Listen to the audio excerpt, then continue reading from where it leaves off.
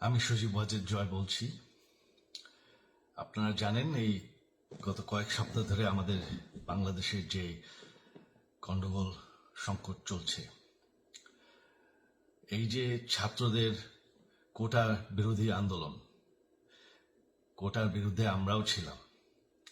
শুরুর থেকেই আমাদের সরকার কোটা সরিয়ে দিয়েছে, আমাদের সরকার তাদের সম্পূর্ণ দাবি মেনে নিয়েছে। এটা আদালতের একটা রায় ছিল, এটা আমাদের সরকারের করা ছিল না। তাও আমরা অ্যাপিল করে দ্রুত এই কোটা তুলে দেই। তাতেও আন্দোলনকারীরা সন্তুষ্ট না। আমরা তাদেরকে আলোচনায় ডেকেছি, আমরা একটা জুডিশিয়াল কমিশন করেছি, যে সংঘর্ষে যে হত্যাকাণ্ড হয়েছে সেটার বিচারের জন্য। অনেক পুলিশ অফিসার যারা অতিরিক্ত ফোর্স ইউজ করেছে তাদেরকে আমরা সাসপেন্ড করেছি। তাতেও এই আন্দোলনকারীরা সন্তুষ্ট নয়। আমরা যতই ছাড় দেন, প্রধানমন্ত্রী নিজেই তাদেরকে ডেকেছেন যে আসেন আমরা আলোচনায় বসি, তাতেও তারা সন্তুষ্ট না। আমরা যতই ছাড় দিতে থাকি, যতই তাদের দাবি মেনে নিতে থাকি, তারা কিছুতেই সন্তুষ্ট না, তারা খালি দাবি বাড়িয়ে যাচ্ছে। এখন দাবি হচ্ছে যে সরকারের পতন। তবে সরকারের পতন হওয়ার পর কি হবে, কি হবে এটা কেউ ভেবেছে? আমরা বাংলাদেশে গণতন্ত্র রক্ষা করে রাখতে চাই। সরকার পতন করে নতুন সরকার আসার সাংবিধানিক অনুযায়ী শুধুমাত্র একটি উপায় আছে, সেটা হচ্ছে নির্বাচন। আমাদের সুপ্রিম কোর্ট রায় দিয়েছে যে কোনো অনির্বাচিত সরকার 1 মিনিটের জন্য ক্ষমতা নিতে পারবে না।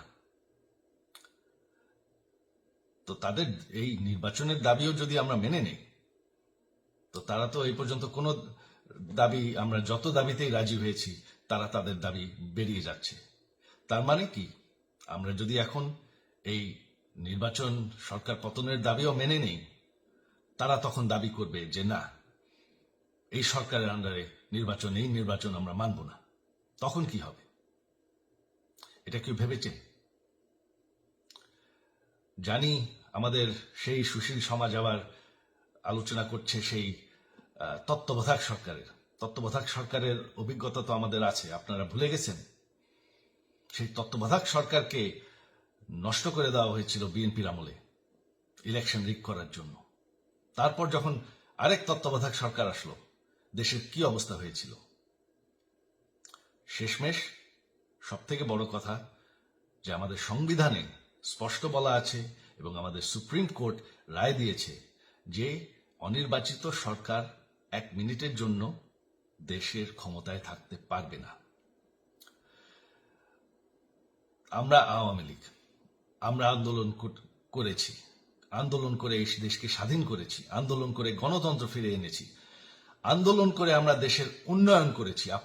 আপনারা যে বঙ্গবন্ধুর মেয়ে শেখ হাসিনার বিরুদ্ধে বলছেন, আজকে শেখ হাসিনা না থাকলে বাংলাদেশ এতদূর আসতে পারত? অসম্ভব। কেউ কল্পনা করতে পারে না যে বাংলাদেশ এরকম উন্নতি করবে, এরকম উন্নয়ন হবে। ঠিক আছে, শেখ হাসিনার পর আপনাদের কি হবে সেটা আমারও চিন্তার বিষয় না, আমার পরিবারের আর চিন্তার বিষয় না, আপনারা বুঝবেন। তবে এইভাবে সংঘর্ষ করে, হত্যাকাণ্ড করে ক্ষমতা দখল করা যাবে না। এটা আর আন্দোলন না। যখন পুলিশ হত্যা করা হচ্ছে, নিরীহ মানুষের উপর হত্যাকাণ্ড চলছে, মানুষের বাসায় আগুন দেওয়া হচ্ছে, জার্নালিস্টদেরকে হত্যা করা হচ্ছে, এটা হয়ে গেছে সন্ত্রাস। আর সন্ত্রাস মোকাবেলা শুধুমাত্র একটি ভাবে করা যায়।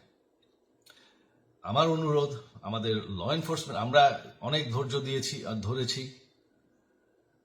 তবে এখন আর এটা সহ্য করা যাবে না।